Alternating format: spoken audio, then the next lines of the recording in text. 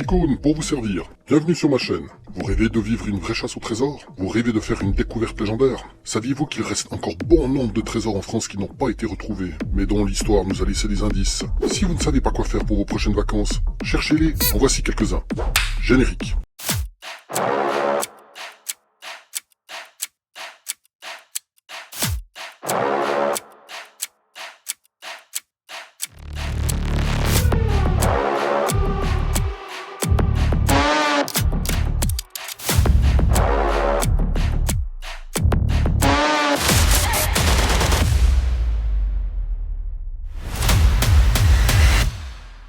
Découvrir un trésor, une aventure qui mélange légende, enquête et recherche d'objets du patrimoine.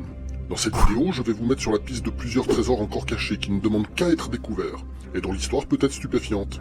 Saviez-vous qu'en France, il reste des centaines de trésors non découverts, mais dont les sources d'existence sont plus ou moins avérées? Seul un travail d'enquête et de minutie dans votre recherche au préalable vous permettrait de les localiser. Lorsque l'on visite un lieu historique, on se dit souvent en soi-même « Tout a sûrement déjà été fouillé ». Mais souvent, pour des raisons d'argent et de temps, les fouilles n'ont jamais été entreprises. Attention, ici on parle de recherche de trésors, mais pas de pillage. Et on ne parle pas des pillards du dimanche munis de détecteurs de métaux et qui n'ont jamais entrepris d'enquête ou de demande d'autorisation préfectorale. Si votre enquête aboutit et que vous repérez un endroit comme probable pour être une cache, vous devez en demander obligatoirement les autorisations au propriétaire de la zone. C'est qui le patron?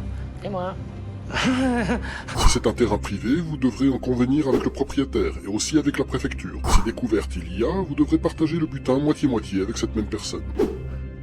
J'aime me battre. Ce qui compte, au final, c'est la notoriété de votre découverte. Attention, la recherche d'un objet historique bien précis est interdite par la loi. Il ne vous faut jamais stipuler exactement quel objet vous recherchez. Il faut stipuler le hasard de ce que vous allez y retrouver en mentionnant uniquement les raisons qui font que ce lieu est plausible à la découverte d'objets. Mais hasard de dingue! Il faut aussi prendre en compte qu'il est strictement interdit de fouiller un site déjà classé archéologique. La France est un immense pays de légendes et de contes passionnants. Chaque région a son lot d'histoires d'un autre temps évoquant la perte ou la cache d'objets précieux dont le propriétaire n'a jamais pu récupérer de son vivant. Et nombre de ces histoires n'ont jamais été mises en étude correctement. Il ne s'agit pas toujours de métaux précieux, cela peut être des objets de culte, des œuvres d'art, des coffres dont le contenu est inconnu. Et certaines histoires sont devenues des légendes, détournées et transformées au fil des années ou des siècles. La recherche d'objets historiques implique une enquête préalable vraiment conséquente. Si vous faites les choses bien, vous remarquerez très vite que 90% de ces recherches de trésors se font en bibliothèque ou sur des archives en ligne. Ne vous attendez pas à une enquête de 10 jours. Certaines durent sur des années et impliquent aussi d'y mettre de votre personne en vous déplaçant en différents lieux pour l'étude du terrain, dans des bibliothèques, à la recherche d'indices et pour les corrections cartographiques. Sans cette enquête préalable, il est difficile de justifier une autorisation de fouille sur un site public. Si les arguments sont justifiés et en quantité,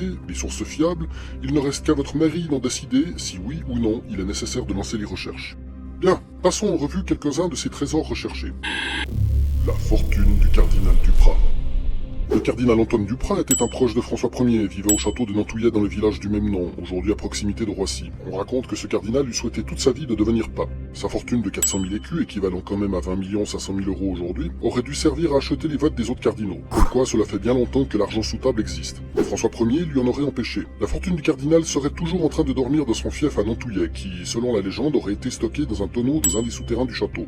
Si la vie d'Antoine Duprat et sa fortune vous intéresse, une autobiographie fut publiée en 1857. Je ne sais pas si vous y trouverez des indices, mais vous pouvez le consulter entièrement sur le site de Gallica. Lien en description.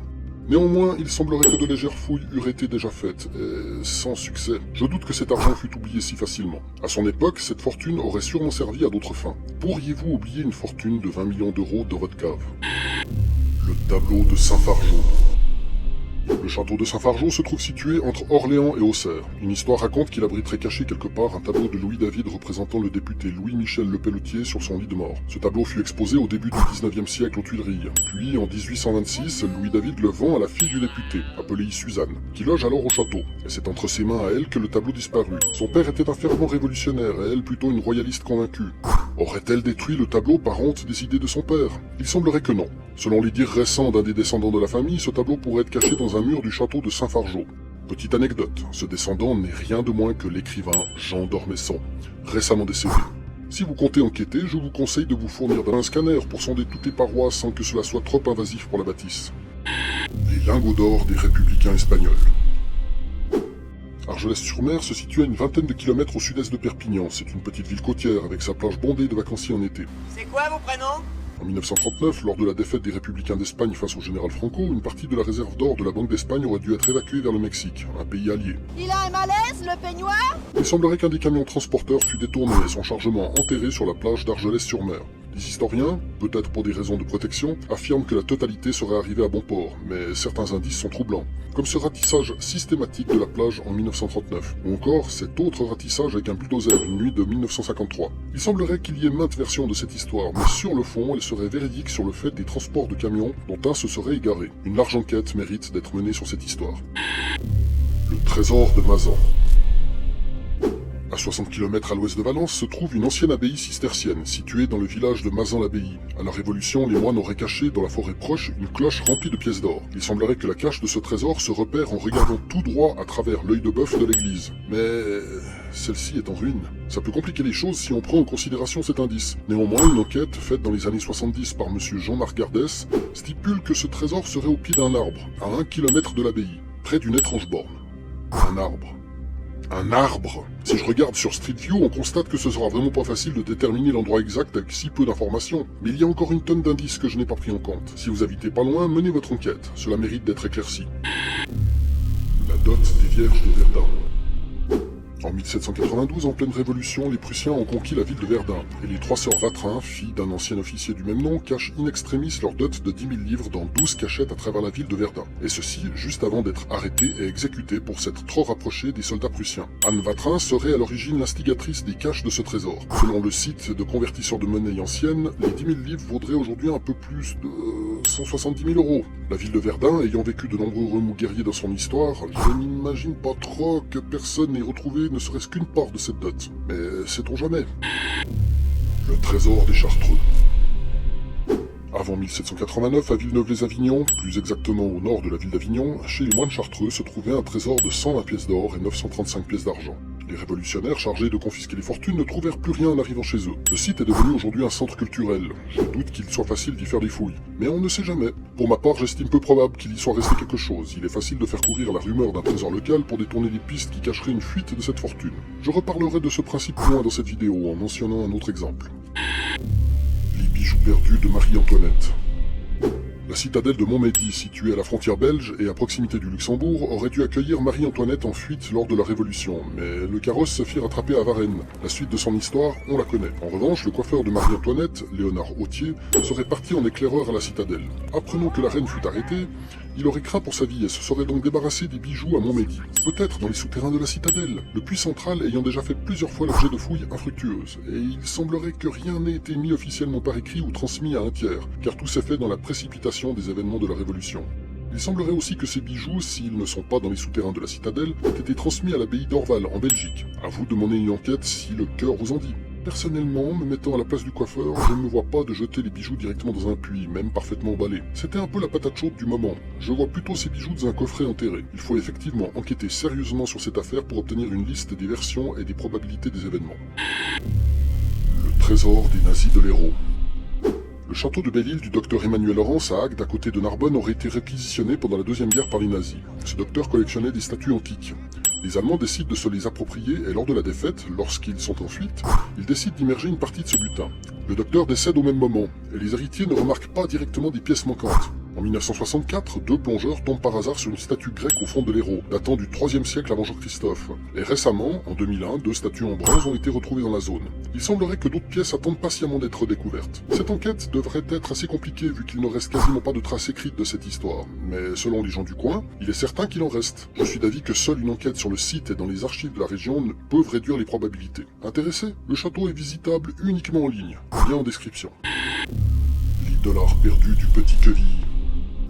Toujours à la Deuxième Guerre, à Rouen, aux abords du village de Petit-Queville, le sergent canadien Steve Dougal, qui fut laissé pour mort, surprit 4 Allemands en train de cacher des caisses de dollars dans un trou de but. Dans le contexte de cette guerre, il prit par surprise les Allemands qui allaient l'apercevoir et les tua. Il mit les corps avec l'argent dans le trou de but et leur boucha pour venir chercher son trésor après les conflits. Pour cela, il prit le château et la Seine comme repère visuel du lieu de son trésor. Celui-ci est censé se retrouver entre les deux, mais le château fut démoli par la suite et quand Steve Dougal revint sur le site à la Libération, il tenta en vain pendant 27 ans de le retrouver. Il abandonna les recherches en 1972. Compte tenu que ce sergent prit la peine pendant tant d'années de tenter à retrouver sa cache, il semblerait que ce trésor soit authentique. Si vous décidez de mener l'enquête, renseignez-vous d'abord de la valeur réelle de ces dollars des années 40.